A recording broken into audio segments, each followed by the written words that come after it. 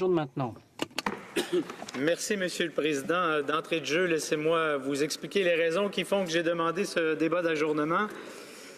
Un rêve, un très grand rêve pour les Trifluviens et très certainement aussi pour les citoyens de la circonscription de mon collègue de Saint-Maurice-Champlain, un train grande fréquence. On entend ces trois mots, on vibre déjà, parce que le dernier train à être passé par la gare de Trois-Rivières, le dernier train passager, s'entend, c'était le 15 janvier 1990.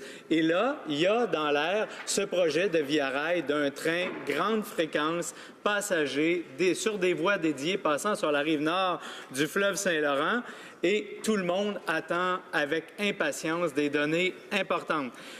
Et lorsque j'ai posé la question en Chambre, ce qui a fait que j'étais insatisfait de la réponse, c'est qu'on m'a donné bon nombre d'investissements que le gouvernement consent au sein de Via Rail, mais qui n'ont aucun rapport avec le projet concret de train grande fréquence. Et c'est vraiment sur ce projet que je souhaite mettre l'accent.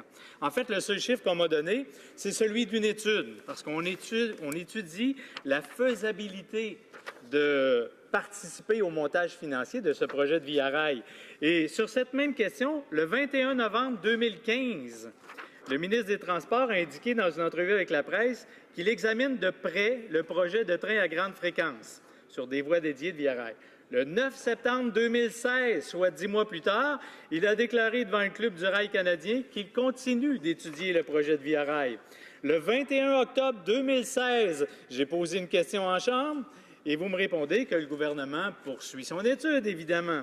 Au Comité des transports, j'ai reposé la question au ministre le 17 novembre dernier et au Comité des transports et j'ai obtenu la même réponse, toujours et on étudie le projet. Alors, dans cette perspective où on a accordé 33 millions à l'étude de ce projet, étude qui est commencée déjà depuis minimalement 2015, ma question est toute simple, Monsieur le Président. Quand le gouvernement entend-il conclure son étude et répondre présent au montage financier du projet train grande fréquence Via Rail dans un corridor dédié passant sur la rive nord du fleuve Saint-Laurent et s'arrêtant à Trois-Rivières de façon à desservir non seulement la communauté trifluvienne, mais toute la Mauricie par une gare qu'on attend impatiemment parce que le passage du train, c'est aussi un changement important dans la nature économique de toute la région de la Mauricie. Imaginez le jour où vous pouvez faire un segment entre Trois-Rivières, Montréal, Trois-Rivières, Québec, par exemple, en deçà de 60 minutes et le faire plusieurs fois par jour. Vous vous rendez bien compte que la Mauricie devient un lieu déjà reconnu pour sa qualité de vie, mais en plus, le confort qu'offre le train dans les passages permettrait à tout le monde d'aller travailler dans l'une ou l'autre des grandes villes. Et je suis absolument convaincu que mon confrère et moi, on risquerait de se retrouver fréquemment dans le même train pour venir travailler à Ottawa. Alors, quand est-ce que ça va aboutir, Monsieur le Président? Honorable secrétaire parlementaire du ministre des Familles, de l'Enfant et du Développement social. Merci, Monsieur le Président. Je remercie l'honorable député de Trois-Rivières de me donner l'occasion de vous faire part de la vision du gouvernement pour l'avenir des transports au Canada et la façon dont le transport ferroviaire de passagers s'intègre dans cette vision à long terme. Mettre en place un réseau national fluide, intégré, et qui répondent adéquatement aux besoins de notre société et de notre économie sont essentiels pour accroître la croissance. C'est la raison pour laquelle notre gouvernement a affecté 3,3 millions de dollars pour appuyer une évaluation globale de la proposition de train à haute fréquence. Via Rail propose de réduire les exigences de financement de la part du gouvernement et de revigorer ses services dans le corridor Windsor-Québec en investissant dans un service ferroviaire de transport de passagers précis. Je sais que le ministre des Finances et le député de la Mauricie-Champlain est très enthousiaste à cette idée. Via Rail est d'avis que des lignes particulières permettront d'obtenir une fréquence qui satisfera la demande de transport ferroviaire de passagers, tout en offrant une option plus verte de transport. Je reconnais l'intérêt manifesté par les trifluviens d'autres Québécois et d'autres Canadiens. Pour ce qui est d'un service de train de passagers à haute fréquence, ils peuvent être assurés qu'un dialogue constant et des consultations approfondies vont faire partie intégrante du processus.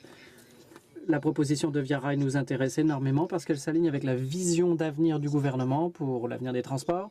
La proposition nous offre beaucoup de retombées possibles pour apaiser la congestion de la circulation, offrir une option plus viable du point de vue de l'environnement, plus sûre aussi, tout en réduisant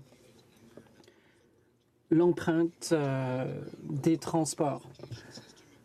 Nous voulons mettre en place un réseau de transport d'avenir plus sûr, plus sécuritaire, novateur, vert et répondant aux besoins des voyageurs. Via Rail a 7 autres options à l'étude pour l'avenir du transport de passagers au Canada. Notre gouvernement prendra le temps non seulement d'évaluer de façon approfondie ces propositions, mais aussi d'examiner tout un tas d'autres possibilités pour permettre un service de transport de passagers interurbain au Canada à long terme. Je peux assurer aux députés d'en face et aux Canadiens que le gouvernement a déjà commencé son évaluation de la proposition de Via Rail et il nous tarde de vous communiquer plus avant les résultats.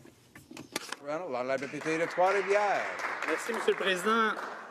Je reconnais dans la réponse que je viens d'entendre un certain nombre de grands principes que je partage, évidemment, mais toujours pas de réponse sur une échéance. Or, quand on donne un contrat à quelqu'un pour faire une étude, on attend le report à une date précise. Il pourrait arriver que, pour toutes sortes de raisons, la date soit reportée parce qu'on a eu besoin d'un peu plus de temps, mais il y a une échéance. On est incapable de donner une échéance sur la fin de cette étude. Est-ce que je dois comprendre, Monsieur le Président, qu'on est en train de repousser constamment cette étude pour tenter de faire entrer ce projet-là dans le financement qui serait accordé par une éventuelle banque d'infrastructures qui ferait en sorte que le coût chargé aux passagers serait probablement supérieur à celui qui serait envisageable au moment où on pourrait placer ce projet-là dans les grands projets d'infrastructure financés par les sommes que souhaite investir le gouvernement. Honorable secrétaire parlementaire. Merci, Monsieur le Président. Une fois encore, je tiens à remercier le député d'en face d'avoir soulevé ce sujet d'intérêt pour lui. Et je remercie aussi mon bon ami de la circonscription de Mauricie-Champlain. La vision de notre gouvernement à long terme pour le transport du Canada est un réseau dans lequel on a largement recours à des transports plus verts, un avenir où le réseau routier, ferroviaire et autres est plus intégré.